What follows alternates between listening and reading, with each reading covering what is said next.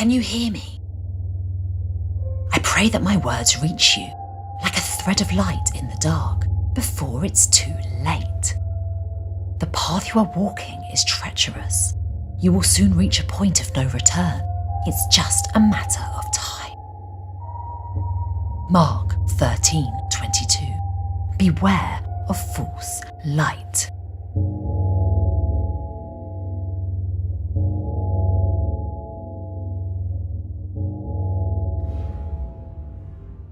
There are hidden powers at work in the shadows. Every now and then, an event or significant moment occurs, and if you're sensitive enough to it, you can feel their presence. It's a vague, can't put your finger on it type of feeling. The very same feeling you had when you watched Notre Dame burn. This was no accident. The history books tell of secret societies and the so-called initiated, Freemasons, Rosicrucians, the Bavarian Illuminati, Neo-Templars. They've all held considerable power at some point in time, and it might appear that these secret societies are the very shadows you feel in moments like this. Some societies might even think of themselves as these shadows, but they are not. There are forces much higher than any known secret society. The adept of both the dark and the light. And they've always remained anonymous, always beyond reach. The real Children of Solomon.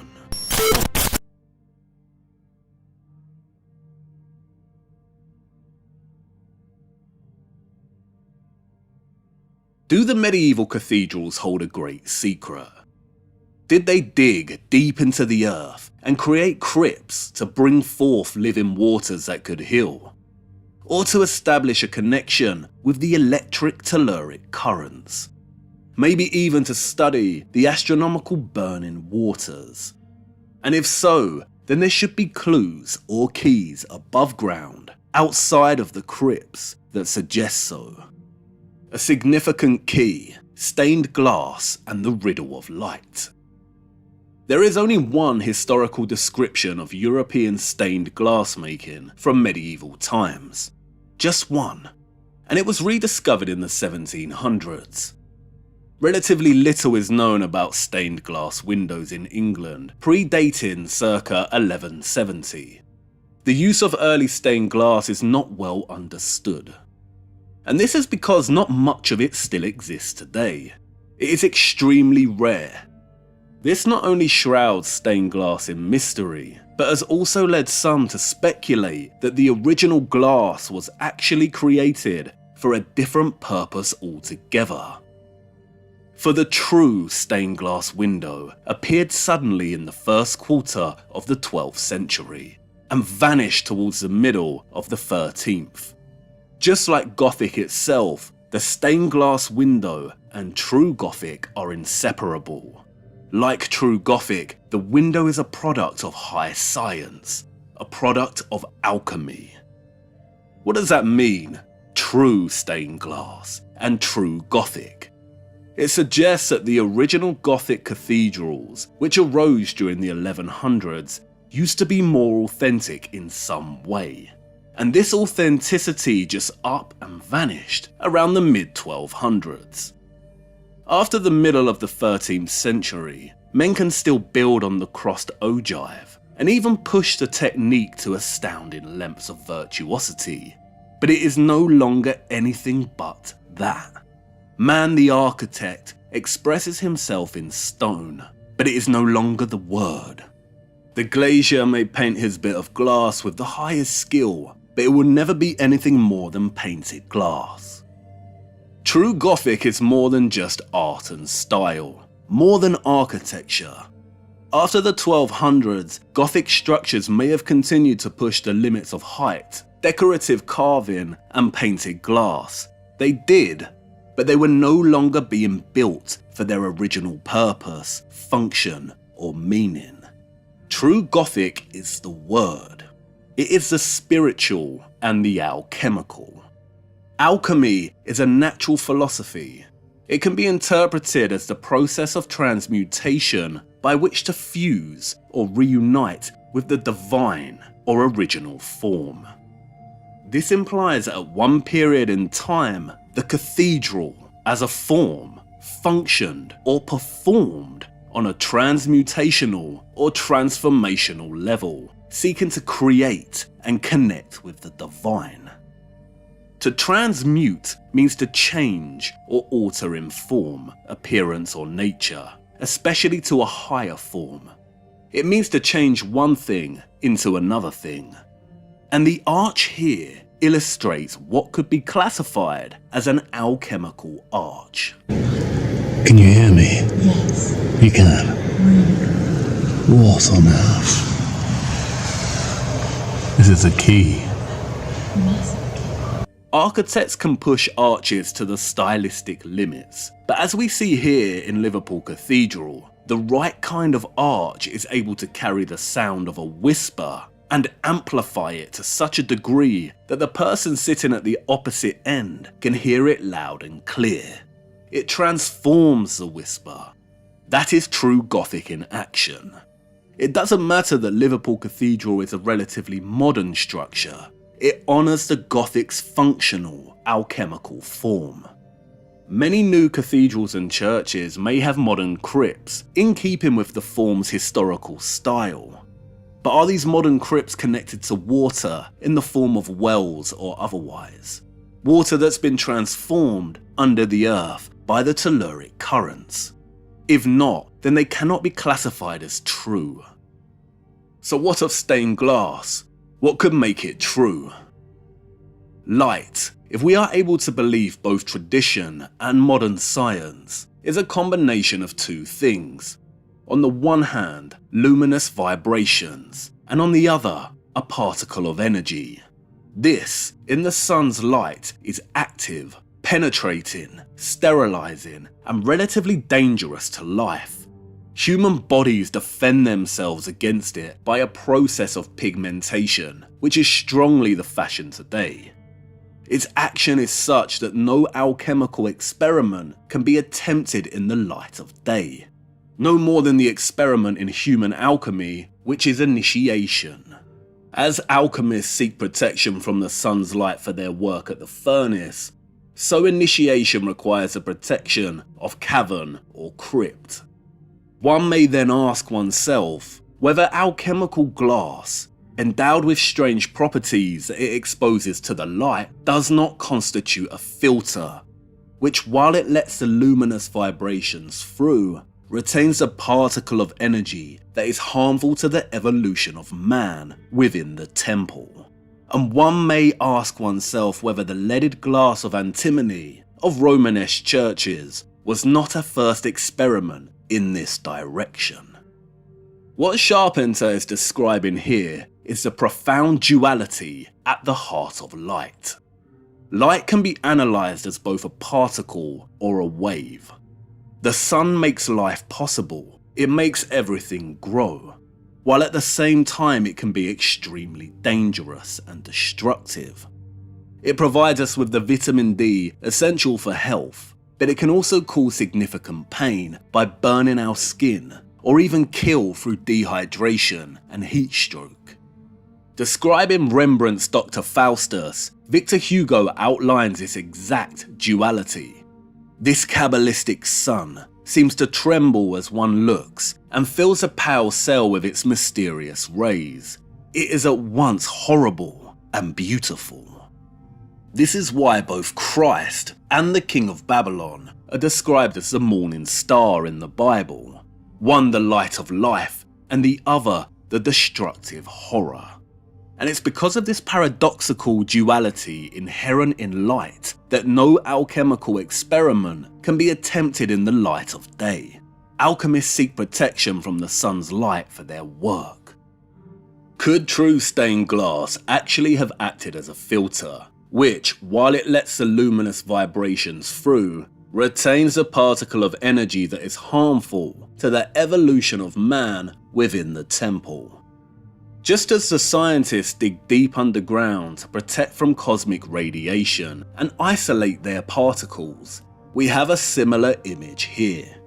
One of the alchemists, or the philosophers, using stained glass to filter and block the harmful aspects of the sun's electromagnetic radiation and ultraviolet light from entering the alchemical space of the cathedral. The philosopher's glass. The reason it is not possible to burn from sunlight that passes through a window is because clear glass has the ability to block ultraviolet B, or UVB, the wavelength responsible for sunburn. Clear glass cannot, however, block ultraviolet A, or UVA, and that's why it's still possible to acquire skin damage and genetic mutations from sitting in sunlight by a window. But if the glass is stained a particular colour, it then acquires the ability to block the harmful UVA. That's why some supplements, essential oils and products like beer are stored in coloured glass bottles. The colour blocks out the harmful aspects of light that degrade and destroy the contents within. The main colours of glass able to filter out the harmful components of light are amber and cobalt blue. Chartres' infamous stained glass is cobalt blue. One may ask oneself whether the leaded glass of antimony of Romanesque churches was not a first experiment in this direction. Glass of antimony, or vitrum antimony, is a glass made from a preparation of antimony trioxide. It produces a brilliant yellow-red or amber-coloured glass. For centuries, the anonymous alchemists, as adepts usually remain anonymous, have used antimony. Writing under a pseudonym, Basil Valentine said it was vital to make the stone of fire, and may easily be made glass. We have called it spy's glass, as if we should say streaked glass. The mysterious Artephius spoke of its importance in isolating mercury. Antimony and true stained glass appeared in Persia towards the 11th century. It came from the laboratories of certain adepts. These adepts were the anonymous ones, working in the shadows and who ignited the Islamic golden age of astronomy and alchemy. Knowledge of the philosopher's glass was transferred from the Middle East to the Christian West by these adepts.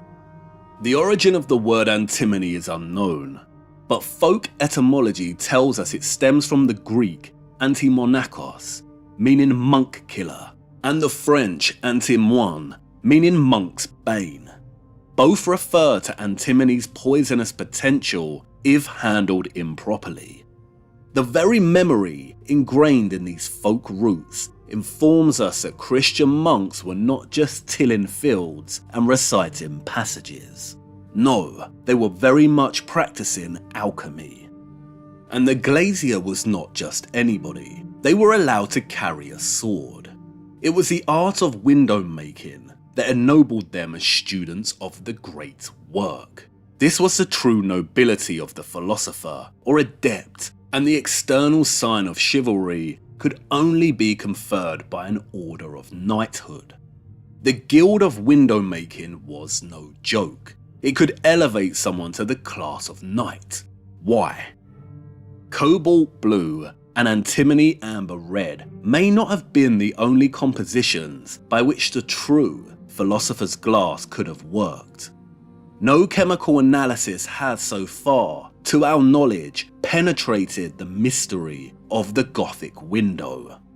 And while contemporary archaeologists are just starting to use advanced technologies to understand stained glass, they acknowledge that unless major conservation works are undertaken that include the dismantling of the window and the removal of the glass pieces from the lead cames holding them together, sampling the glass for analysis is impossible. The original glass may contain substances not yet discovered and that work to filter out dangerous light. But there exists a much bigger problem. Not all the windows at Chartres are alchemical. A good part of them were destroyed, notably those high up in the choir, by a bishop who wished to be seen in full daylight.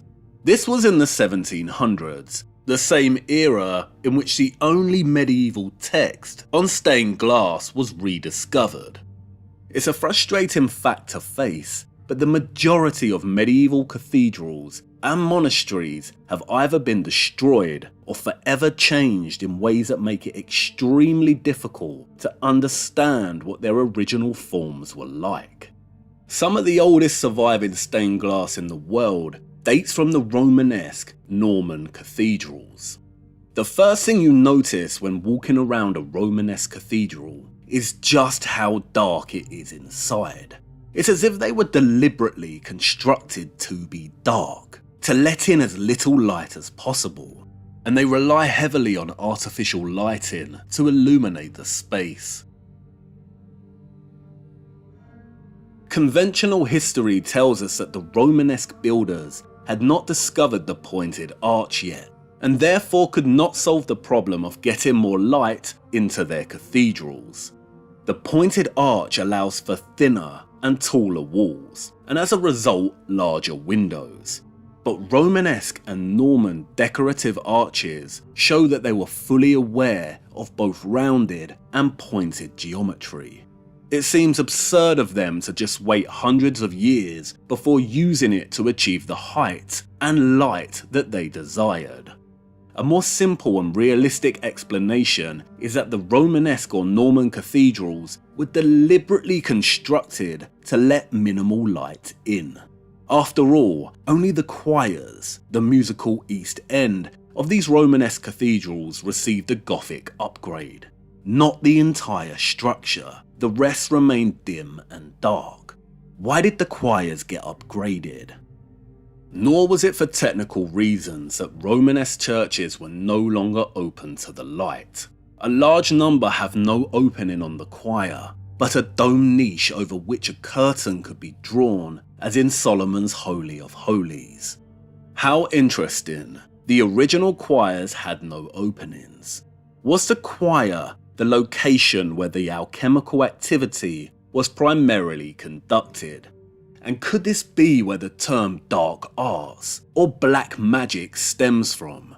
Alchemical undertakings carried out in the absence of harmful sunlight.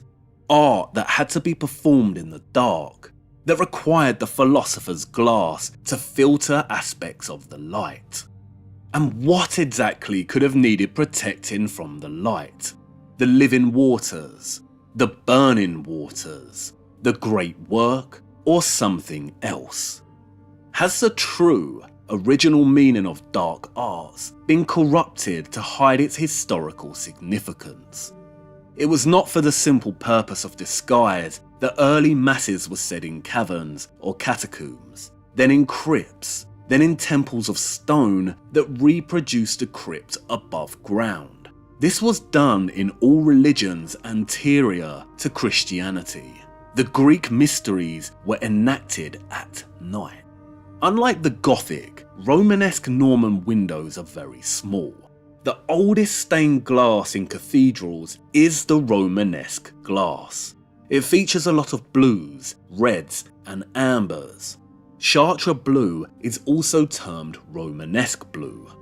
The problem, however, is that it's likely that no Romanesque glass remains in its original state.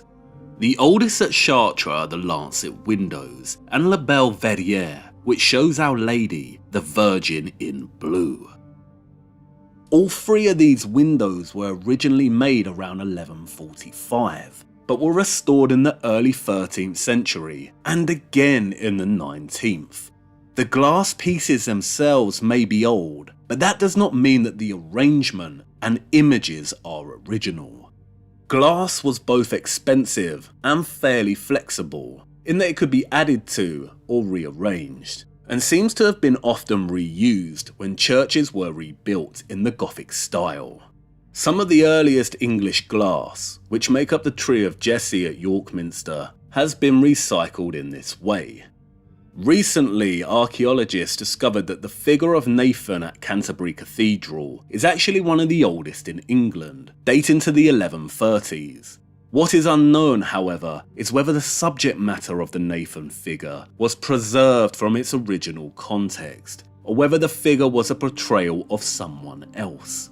The study in general confirms two major periods of recycling or reusing medieval glass, the 1200s and then again in the 1700s. Some individual pieces may be the original philosopher's glass from the true Gothic or Romanesque, but the images and arrangements are certainly not original.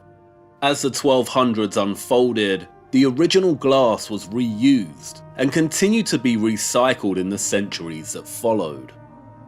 It's interesting, isn't it, that Romanesque carving doesn't overemphasize religious iconography, but features bold, geometric patterns, zigzag chevrons reminiscent of electricity, and naturalistic, almost pagan-like images that recall the way the natural world is continually transforming and transmuting.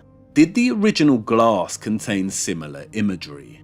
Perhaps it was just plainly coloured to perform the function of filtering out dangerous light. And were these masses, performed in the darkened Romanesque choirs, part of an early Christianity that's been lost or corrupted? One that had a connection to alchemy, perhaps a continuity with Celtic Druidism? Romanesque decoration certainly has a distinctive Celticness to it. It appears completely different from the Gothic. It is known that the builders of churches were united in fraternities. The Gothic does not follow the Romanesque. They existed together. The Romanesque builders carried on with their Romanesque, while the Gothic builders erected their Gothic. And the two schools did not mix, though both systems sprang from the same desire, namely, to make use of Earth Mother's gift, the telluric current at a given place. If the schools did not mix, then how did Romanesque glass end up in the Gothic cathedrals? Why were pretty much all Romanesque choirs rebuilt in the Gothic style? Could this be the lie? What scholars call transitional, the Romanesque being replaced by the Gothic? What if it wasn't transitional at all? What if there were two fraternities, two guilds, that ended up at war? Could there have been two forms of dominant Christianity during the 1100s, and one has been erased from history because it lost? What if this is not transitional at all?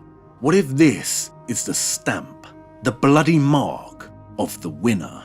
The Gothic asserting its power, its dominance, and victory over its Romanesque enemy. And now we've reached the next door. But before we move on, the anonymous adepts, the real children of Solomon. At some point in history, an intentional schism occurred within the children of Solomon, resulting in two factions perpetually at war with one another, the dark and the light. Just like the paradoxical duality at the heart of light, the sun's ability to promote health and then harm, there are also those that create and those that destroy, the good and the bad. But whether good or bad, fundamentally they are both light. Like the chessboard, the pieces of either player are both the same. They are equal. The only difference is in their opposition, the black and the white. All secret societies worship the light. Why? Because it provides the perfect cover for the real children of Solomon to wage their war in secret.